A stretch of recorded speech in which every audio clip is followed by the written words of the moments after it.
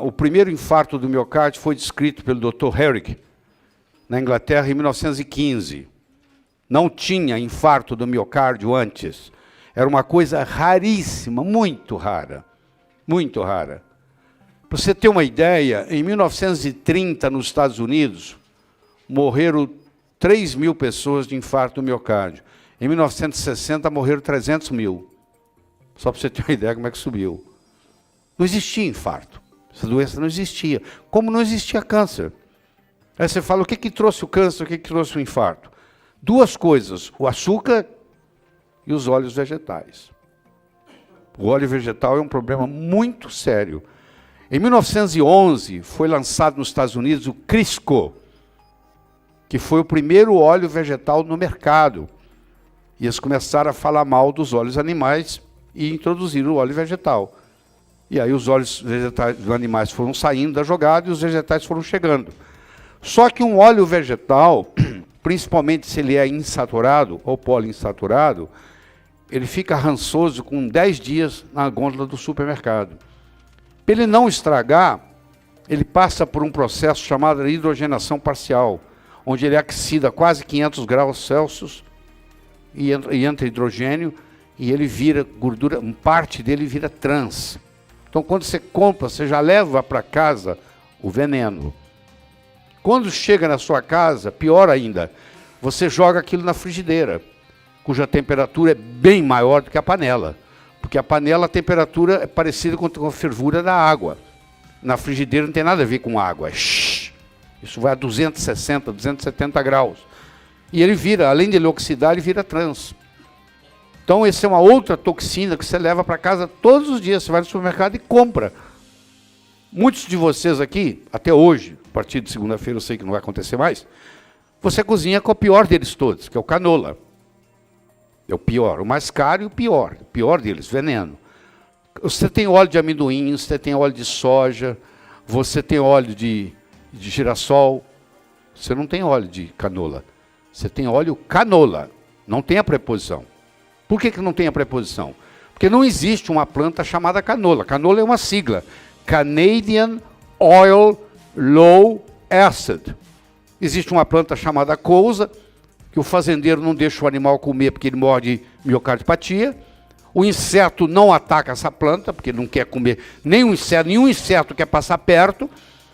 Ela era usada para lubrificante de automóvel, para lubrificante de máquina. E o governo canadense pegou essa couza, que tem um ácido chamado erústico, que quando cai na frigideira vira bracídico, e diminuiu ele de 5% para 1%. Por isso que chama Canadian Oil Low Acid. Só tem 1% de veneno ao invés de ter 5%. Água mole em pedra dura, tanto bate até que fura. Depois de 20 anos que você está comendo com canola, você infarta. Você desenvolve miocardiopatia, você desenvolve insuficiência cardíaca congestiva. Então eu quero que você entenda, essa toxina chega na sua mesa de graça, porque como você não tem preparo para isso, que você não aprendeu na faculdade de nutrição, você acha que porque vem a propaganda que canola é bom, você vai, isso é ótimo. E não é um veneno. Então, você vai ver um dia que eles vão voltar a cozinhar com o que a sua avó cozinhava, que é banha de porco. Uma outra opção é o azeite de oliva, não para fritar, mas para cozinhar pode. E a terceira, e a melhor das opções, que é o que eu uso na minha casa, é o óleo de coco.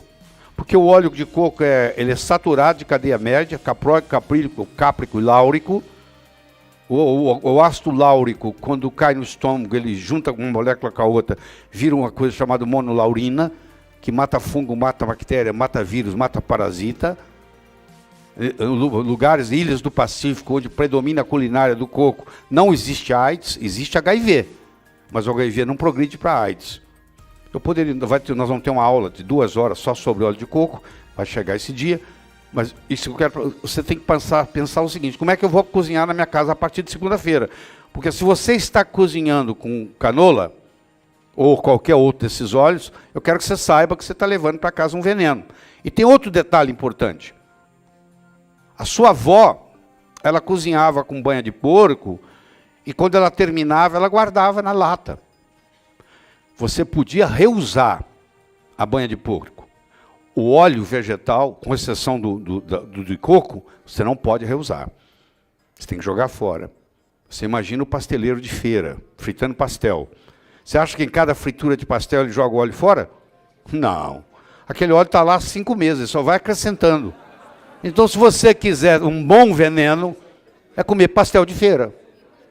Pode ser gostoso do jeito que for, mas não vai valer a pena, tá bom? Porque é muita toxina. Canola é a couza trabalhada pela engenharia genética. O óleo da couza é um lubrificante. Couza é derivado da família mostarda, veneno. O óleo de couza causa câncer de pulmão, está cheio na literatura. Couza é caro para plantar e colher. Insetos não atacam as plantações. O óleo canola pode causar perda da visão, doenças respiratórias, anemia, câncer e doenças cardíacas, pelo ácido erústico, que quando cai na frigideira vira bracídico. E aqui está a melhor revisão que eu tenho, que é desde 1975, mostrando todos esses estragos. As gorduras saturadas, eu sei que é difícil você escutar isso, mas no próximo módulo nós vamos trabalhar nisso. As gorduras saturadas não são bandidas, elas são mocinhos. 53% do leite materno é gordura saturada. Vou falar de novo. 53% do leite materno é gordura saturada. O leite materno é o melhor alimento que tem no mundo, disparado. E não é à toa que eles têm 53% de ácido saturado. Então, esse conceito que você tem que saturado faz mal, isso não é verdade. O segundo melhor alimento que existe chama-se ovo. Eu comi 3 no café da manhã, cozidos. Vou comer mais 3 quando eu chegar em casa, 6. É o que eu como por dia hoje, 6 ovos. Tá? As gorduras trans são antinutrientes. Antinutrientes. Você não tem ideia do que elas prejudicam no organismo. Você não tem ideia. E é difícil você comprar qualquer produto de óleo no supermercado que não tenha gordura trans.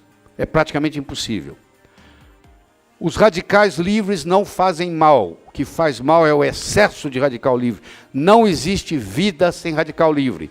Quando o radical livre está em excesso, porque a superoxidase, a glutationa peroxidase e a catalase não estão dando conta, você forma uma coisa chamada estresse oxidativo. Estresse oxidativo é prejudicial. Radical livre per se, não. O açúcar, a farinha de trigo, nós vamos ter aula sobre isso, o prejuízo que isso dá no corpo. Tá? O sal, eu espero que você já tenha começado a mudar. Cloreto de sódio causa pressão alta. E é altamente deletério, porque para ficar branquinho daquele jeito tem a opção de bleaching lá, a opção de veneno. Sal integral é remédio. Eu desafio você a passar da sal integral para sua avó, que é hipertensa, e ela vai tirar a medicação, ela não vai precisar de medicação, porque a maioria das hipertensões é por deficiência de magnésio, e o sal integral tem muito magnésio, tem muito potássio, tem zinco, tem selênio. Então, sal é remédio, cloreto de sódio é veneno. As pessoas misturam uma coisa com a outra. Quando fala sal, você lembra do cloreto de sódio. Cloreto de sódio eu não estou recomendando. Sal eu estou recomendando. Tanto é que eu recomendo, na aula de água, que você vai ter comigo, você tomar 3 copos de água 3 vezes por dia, são 9 copos, e para cada litro de água você vai colocar uma colher de café de sal integral. Isso vai fazer uma diferença enorme na sua saúde. E a relação ômega 6 ômega 3, que era na época paleolítica, era 3:1, hoje se você ingere comidas fast food, chega a ser 40:1. Então praticamente todo mundo tem deficiência, uma certa deficiência de ômega 3.